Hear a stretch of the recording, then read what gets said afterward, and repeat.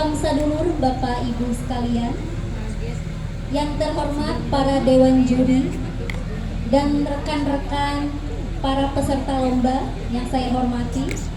Perkenalkan, nama saya Sariah dari PKK Desa Cilayang-Guha, Kecamatan Cikesal, Kabupaten Serang. Di sini saya akan menceritakan tentang cerita rakyat yang berjudul Cilayang-Guha atau Goa Cilayang. Goa Cilayang merupakan goa yang berada di Cilayang-Guha, Kecamatan Cikesal, Kabupaten Serang. Tempatnya begitu tersembunyi dan warga sekitar menyebutnya Goa Keramat. Cerita ini saya ambil dari mulut ke mulut ya. Sebetulnya cerita rakyat Goa Cilayang ini memiliki beberapa versi, namun saya ambil dari sisi versi yang berbeda, yakni dari mulut ke mulut tadi itu ya, yang diceritakan oleh masyarakat sekitar. Dikisahkan ada 3 orang pemuda dari desa seberang atau tetangga desa Cilayang-Guha. Sebut saja namanya Kadir, Ajung, dan Sadi. Mereka berencana mengunjungi Goa Cilayang. Pada saat mengunjungi Goa Cilayang, mereka terlebih dahulu mendatangi guru kunci atau kuncen Goa Cilayang.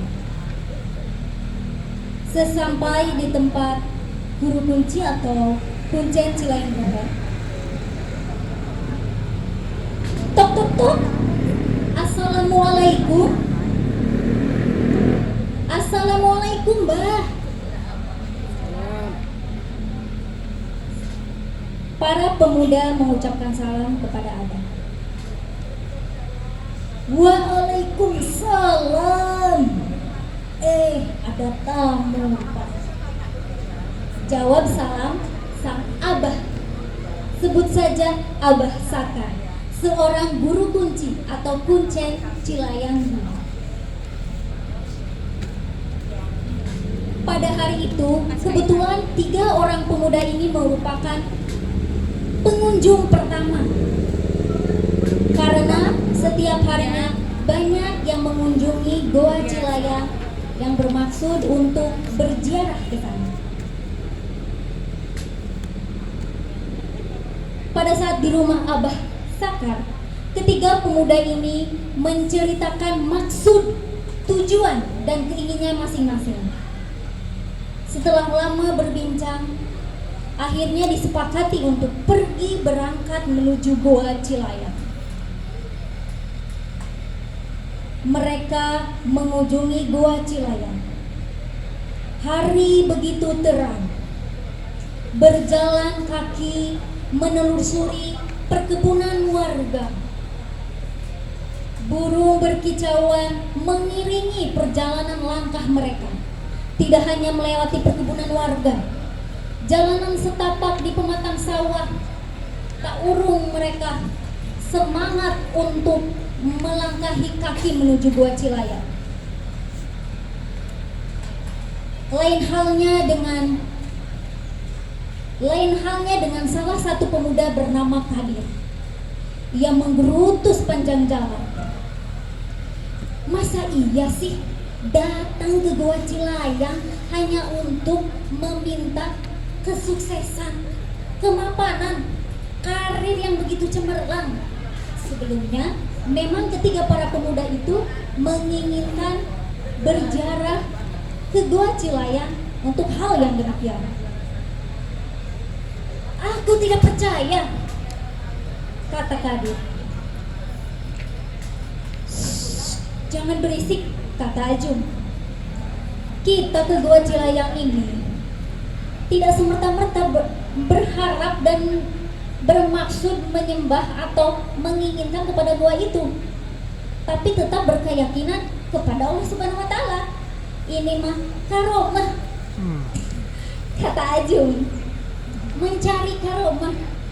Berbicara, Ketiga pemuda ini berbicara sepanjang jalan sambil menelusuri pematang sawah yang begitu indah, lalu sampailah di Gua Cilayang. Sebelum beberapa meter di depan mulut Gua Cilayang, tak lupa seperti biasa dilakukan azan dulu, lalu membaca Al-Fatihah dan sholawat dilakukan oleh Abah Sakar. Selain bacaan Fatihah dan sholawat diiringi dengan doa-doa yang lain, dimulailah berdoa. Pada saat berlangsungnya doa, ternyata sosok Kadir ini masih menggerutu. Ia melihat-lihat keadaan goa, sampai pada akhirnya ia menunjuk ada sesuatu di dalam goa. Hah? Apa itu? Besar sekali. Oh, ada biawak, ada kelelawar. Wah, banyak sekali kelelawar memenuhi langit-langit goa. Bau apa ini? Baunya sangat menyengat sekali. Bau? Kalian tidak mencium bau ini? Ini sangat menyengat. Teman-temannya diam, mengedipkan mata.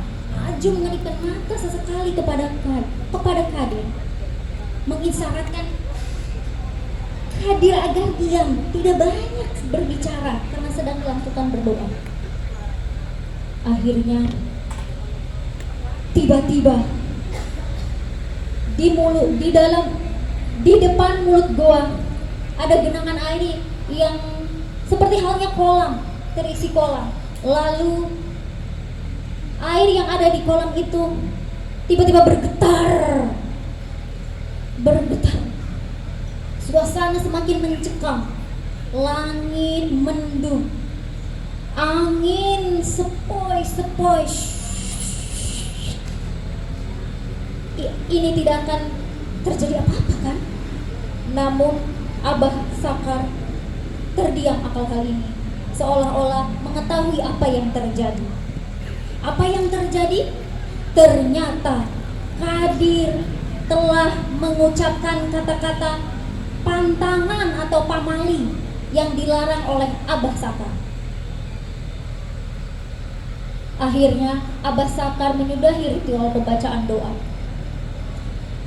Langit begitu mendung. Mereka bergegas pulang ke tempat Abah Sakar. Sampai di rumah Abah Sakar menyarankan ketiga pemuda ini untuk mengucapkan lafaz al-istighfar. Beristighfarlah kalian atas kejadian apa yang terjadi di gua tadi. Astagfirullahaladzim, astagfirullahaladzim. Abah Sakar lalu menceritakan tentang Gua Cilayang ini. Konon dahulu Sultan Maulana Hasanuddin Banten ketika berkelana pernah bertafakur di Gua Cilayang ini, bertapa di Gua Cilayang. Selain itu juga tokoh-tokoh ulama besar Banten pernah bernapak tilas di tempat ini, seperti Syekh Jaliman, Syekh Jamhari, Syekh Nabawi, dan lain sebagainya. Maka tak heran warga sekitar menyebut Gua Cilayang ini merupakan gua keramat. Keesokan harinya tersiar kabar bahwa sosok Kadir ini mengalami sakit yang begitu keras. Entah sakit apa yang ia rasakan. Sudah berobat kemana-mana namun tak kunjung sembuh. Apa karena larangan yang ada di Gua Cilayang itu? Pamali, kata Abah Sakar. Entahlah, hanya Allah yang tahu. Sebelum kejadian Kadir, ternyata pada hari itu ada warga desa lainnya yang mengunjungi gua. Ia berburu satwa di Gua Cilayang. Hewan yang ia ambil adalah kelelawar dan biawak.